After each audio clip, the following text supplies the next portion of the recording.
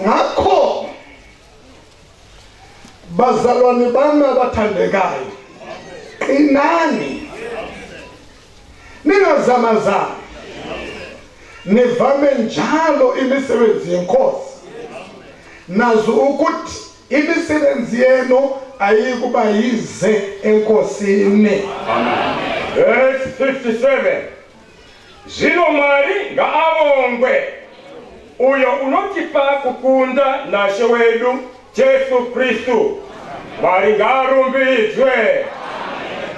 Saka hama zangu zinodiganwa mirai magasimba mureke kusununguswa mubatire ishe zvikurungwa dzose muchiziva kuti kubata kwenyu hakungavi pasina munashe.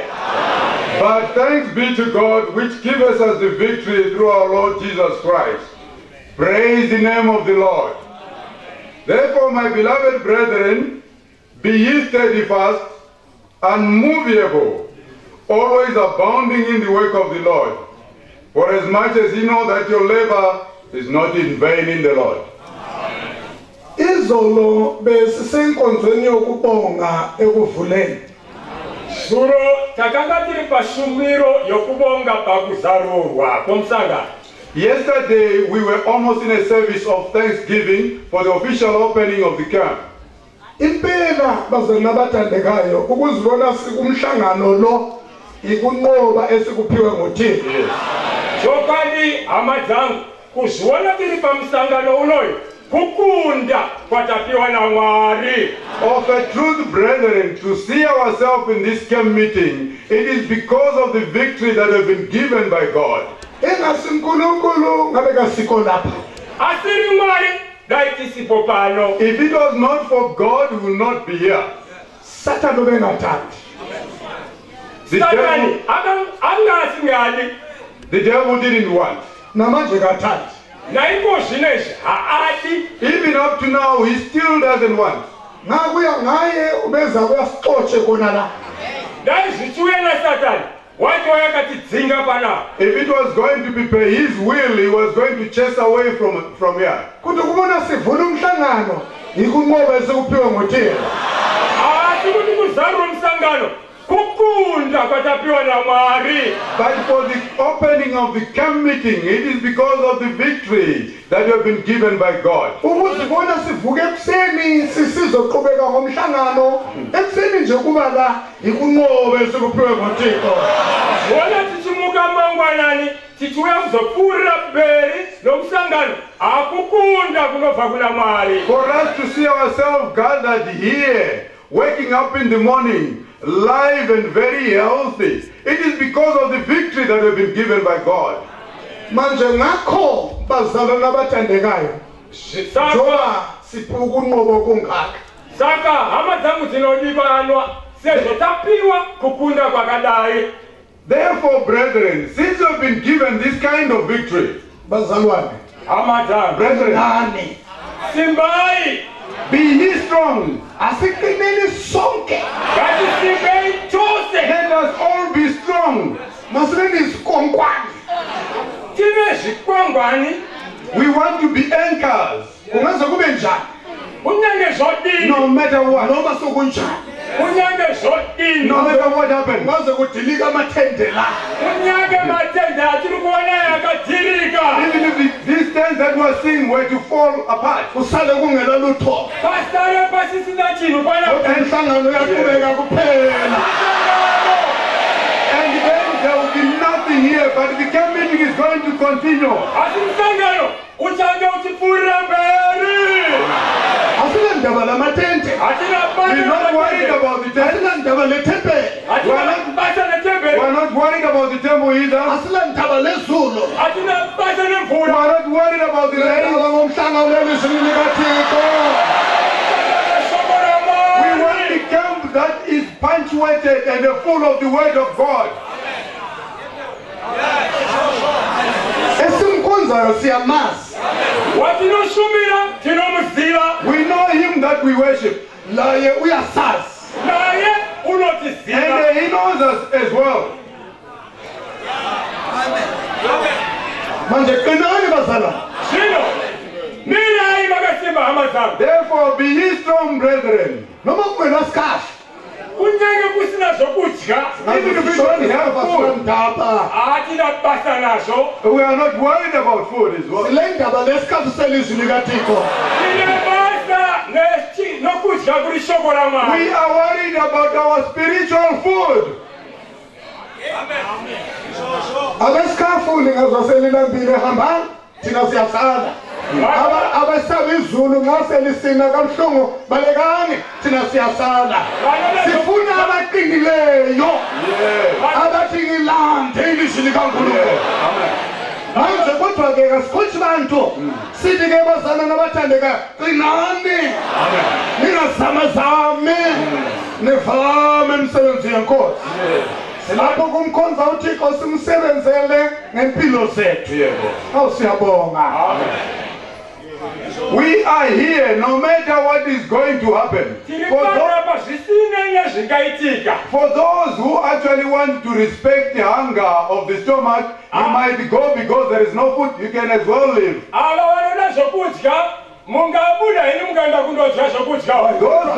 kodwa-ke asitshongo ukuthi ukudla kakukho kuyaphekwa la zana noma kulutshwane uNkulunkulu wethu uza kwandisa asinokudala asikurela kuti phela kuleke kuti kudya kulipo kurikubika kunyenge zviri zvishoma asi Mwari wedu unowedzere zviwande.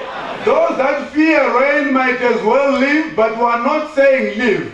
What the word of God is saying is admonishing each and every one of us to be strong and abound in the work of the Lord.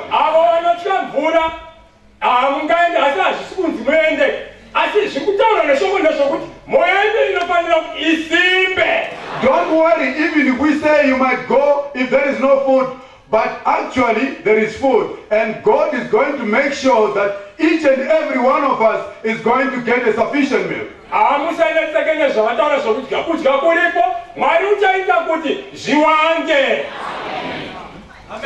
manje indaba uNkulunkulu asiphe yona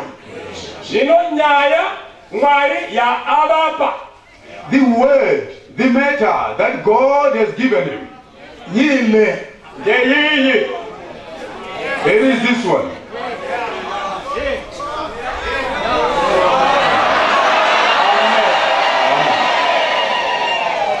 sizakhuluma ngokuqakatheka kokuba noThixo lapha emhlabeni nasezulwini. Amen. Ichathaura nokukosha kokuba naMwari pano panyika nokudenga. We are going to talk about the importance of having God in this world and in the world to come. Amen. Ukuqakatheka kokuba noThixo lapha emhlabeni nasezulwini. Kukosha kokuba naMwari pano panyika nokudenga. The importance of having God in this world and in heaven. Ayikho futhi enye into eqakatheke njengakhonokho. Hakuna chimwe chinhu chinokosha saizvozvizvi. There is nothing as important as this condition. Lapha emhlabeni nasezulwini. Pano panyika nokudenga. In this world and in heaven. Lapha ngiyakhuleka kuSomandla wezulu ukuthi kuzwisiseke ngoba indaba yaphezulu kwazo zonke. Sikhuluma ngokuqakatheka kokuba noThixo. Uyakuzwa? Ukuqakatheka kokuba noThixo lapha emhlabeni nasezulwini. Vari kunyengetera kuti nyaya izvi inzwisisike nokudzopa nonyaya yokuti kuva naMwari pano panyika. Ndimomubatsira mudikani angamboisa nemazvo. Tiri kureva kukosha kokuva naMwari pano panyika nokudenga. Toda kutaura zvokukosha kwacho. Kukosha kokuva naMwari pano panyika nokudenga. Amen. Now he is praying to God that people of God, we should understand this matter. He's talking about the importance of having God in this world. The importance, because there is nothing as important as that. Having God in this world and in heaven. Kuba namari panyika nokulenga. Amen. Manje esikuhlosayo ikuqhakatheka kwakhona ngokuba noThixo lapha emhlabeni nasezulwini. Manje Zwanini bantu bakamina. Ungaze ube nezinto ezinjani lapha emhlabeni. Ube nezinjani ezulwini. Kodwa na ungenayo uThixo awunalutho. inzwa yamazangu kunyanya ungabe nesimo sakadini pano panyika. Asikana sina mwari asirelichini. Listen, people of God, no matter what amount of estate you might have in this world or in heaven, as long as you do not have God, it's nothing. Tichawezera futhi pachishona. Kunyenga ukaba nechi kana chi pano pasi nokudenga. Usina mwani. Hauna chi. No matter what you might have, could it be this, could it be that, as long as you do not have God in this world and in the world to come, you are nothing. Mapisarema 73. Mapisarema 73. Psalm 73. Verse 23 to 25. Amen. Psalm 73, verse 23 and to 25. Siyabonga. Yobonga. Imnandi indaba Yaphezulu. Yes. iliqiniso elikhulu. Oh, ngibaba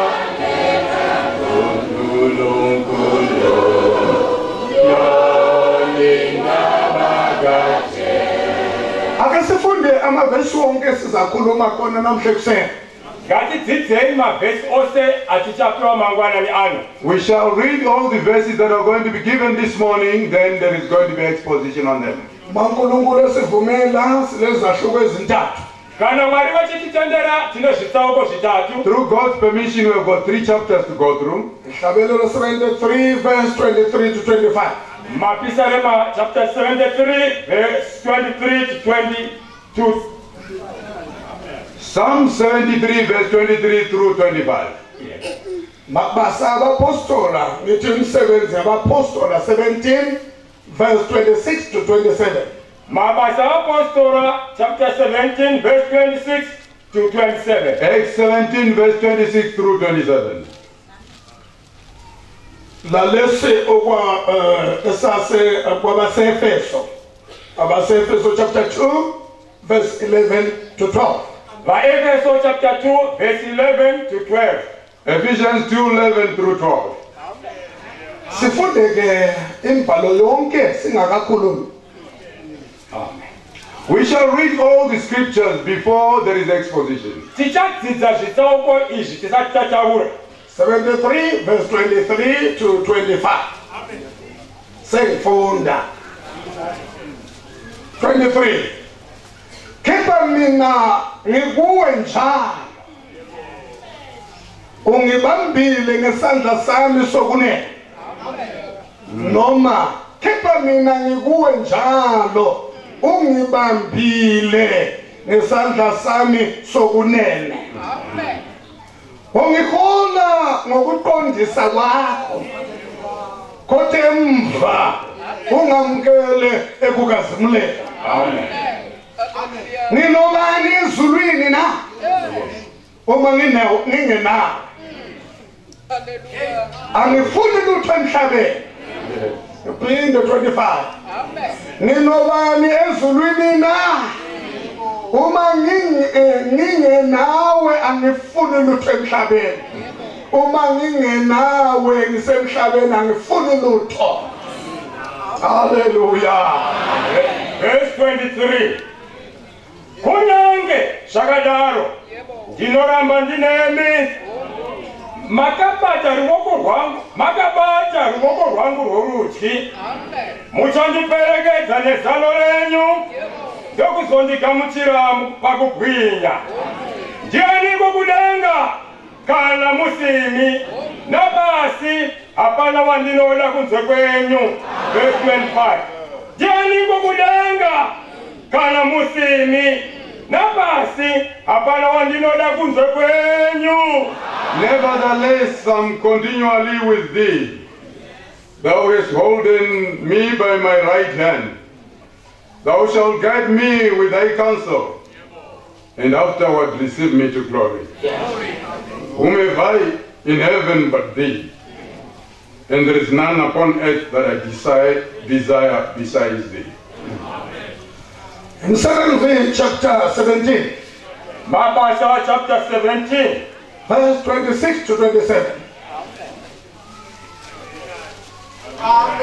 Wazenza izizwe zonke zivela ngagazilini ukuba zakhe emhlabeni wonke, wamisa izikhathi ezinqunyiweyo nemikhawulo yokwakha kwazo ukuze zifune inkosi, zithi kathi simbe zingayizwa zimpumputhayo, zifumanise kepha ayikude kithi nasonke. Amen. Amen. Verse 26. Wakaita marudzi ose avanhu achibva kuno mumwe chete kuti agare pose panyika, ambotara nguva dzavakatemerwa nemiganhu yokugara kwavo. 27. Kuti vatsvake Mwari, zvimwe vamutsvangadzire, vamuwane, kunyange asiri kure nomumwe wedu. Amen. Acts 17 verse 26. And hath made of one blood all nations of men for to dwell on all the face of the earth, and hath determined the times before appointed, and the bounds of their habitation, that they should seek the Lord, if haply they might feel after him, and find him, though he be not far from every one of us. Efeso chapter 2. By Efeso chapter 2. Verse 11 to 12. Ephesians 2, 11 through 12. Ngakho kumbulani ukuthi nina ebeningabezizwe kuqala, ababizwa ngokuthi abokungasoki, yilabo abathiwa abokusoka, okuwumsebenzi wezandla enyameni, ukuthi ngaleso sikhathi naningenaye uKristu, naningabezizwe ezingaphandle kwesizwe sika-Israyeli, naniyimihambima ezivumelwaneni zezithembiso, ningenathemba, ningenathixo ezweni. By Efeso chapter 2 verse 11 to 12. Naizvozvo rangarirai kuti imi vahedheni munyama mainzi vasina kudzingiswa naivo vanonzi vokudzingiswa, kuri munyama kunoitwa namavoko. 12. Kuti nenguva iyo makanga musina Kristu, muri vatorwa paushe hwavaIsraeri, muri vaeni pasungano dzechipikirwa, musina tariro, musina Mwari panyika. Wherefore remember that ye in times past Gentiles in the flesh, who are called uncircumcision by that which is called the circumcision, in the flesh made by hands, that at that time you were without Christ, being aliens from the commonwealth of Israel, and strangers from the covenants of promise, having no hope, and without God in the world. Sikufuna ukubonga uNkulunkulu ngoba busengwayo. Tinoda kubonga Mwari ndababa bedu basengwayo. We want to thank God because of Reverend Sengwayo. Ngoba singakahlangani naye, sasisesikhathini sokuba ngabantu abangenathixo ezweni. Nokuthi tisati tasangana nabo, takanga tiri panguva zokusava na Mwari panyika. Before we met him, we were a people didn't have God in the world. Ngenxa yalokho ke ngabe safa sinjalo sasingasoze sibe noThixo ezulwini. Nokuda kwaizoso dayitakafata kadaro atayizovena mwari kudenga. If we had died in that condition, we were not going to have God in heaven. Namanje sibuhlungu enhlizweni ngamadoda alaphezulu angenaThixo. Sibuhlungu enhlizweni ngabafazi abaphila bengenaThixo laphezulu. Sibuhlungu enhlizweni ngamajaha nazintombazana eziphila zingenaThixo ezweni. Sibuhlungu enhlizweni abantu abadala abanezikhundla ezinkulu bayahlonipheka emhlabeni kodwa kabanaThixo ezweni. Ngokungabi noThixo ezweni siyazi kabasoze futhi babe noThixo ezulwini. Nokuda kwaizoso tinorwadziwa nevamwe vasina mwari panyika. Tinorwadziwa nokuda kwamadzibaba vasina mwari panyika. Tinorwadziwa namadzimai asina mwari panyika. Tinorwadziwa navakomana vasina mwari panyika. Tinorwadziwa navasikana vasina mwari panyika. Totirwadziwa zvakare nevakuru vakakurumbira vasina mwari panyika. Nokuti tinozondana vakafa vakadaro havapindi kudenga kuna Mwari. Hatitauri zvokupinda kudenga. Hatizvizivi. Chinotirwadza ndechekuti vakangofa vasina Mwari pano panyika. Nokudenga havachambovi naMwari zvakare. Amen. We are sorry. Our hearts are sore. Our hearts are broken for the people that live in this world without God.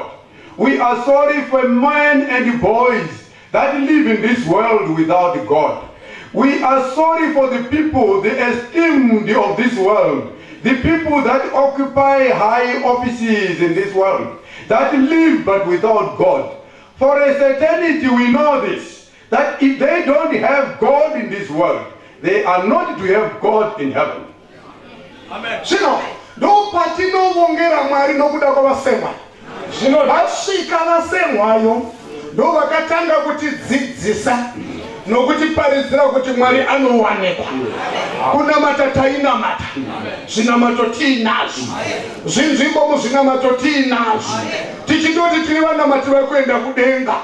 Asi paakatanga kuparidza semwayo achitiratidza kuti Mwari anowanikwa, ndopatakati tatenda amakorokoto.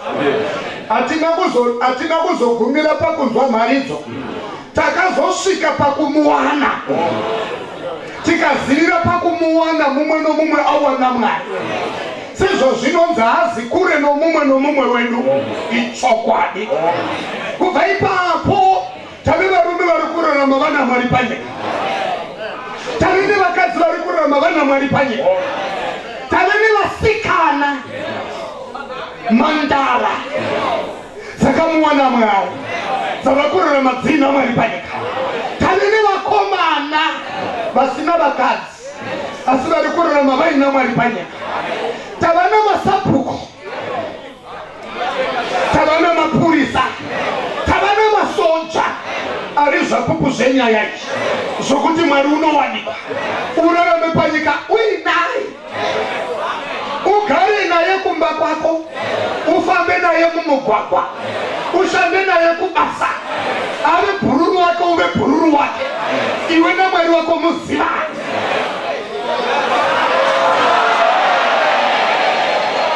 Kufadza kwazvo kungova naye pano panyika, wotoziva kuti kana ndikangoguma rwendo ndiinaye, nokudenga ndinenge ndiinaye.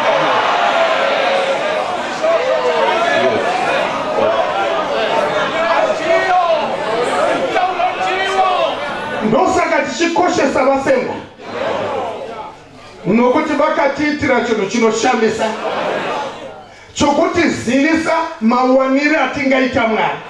Chichi taiva nadzo, vafundisi taiva navo, nanasi vazhinji vafundisi namasangano vari kunamata asi vasina Mwari panyika. Mabhishopi chaivo vakapasa Bhaibheri anotova namazita anzi mabhachela asi Mwari havana. Mira nditaure mbijana, mira nditaure zvishoma. Vakuru vemachera machechi namaprofita vanoprofita zvinoshamisa navanoita mari vatore mashizha pakude chishamiso chemari asi asina mwari panyika. Asi nokuda kwavasemwayo tuvanhu tunenge mbeva, tuvanhu tunenge mapete twakasvitswa pakuwana mwari, tave kurarama tina mwari panyika. Haleluya. We want to thank God for this specific thing. We were in the world, we had our churches, we had our bishops, we had our denominations, we had everything that was concerned with being religious.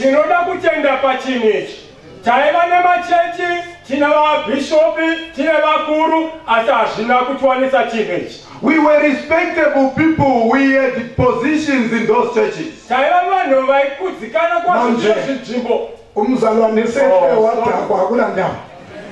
Bengithi ngenyoza mbijana ngesindebele usephinda futhi isishona ya ngoba phela ubelalele kakhulu wahamba ekela kwasilungu akhulume esikhulume mbijana sikha. We had our churches, we had our bishops, we had everything in those churches, but what we didn't have was God. Sasi na macheche, sina wafundisi wetu, sina wabishopi.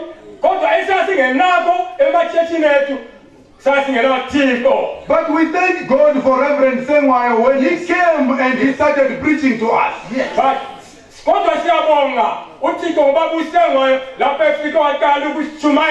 When he told us that God can be found, you can live with God in the world.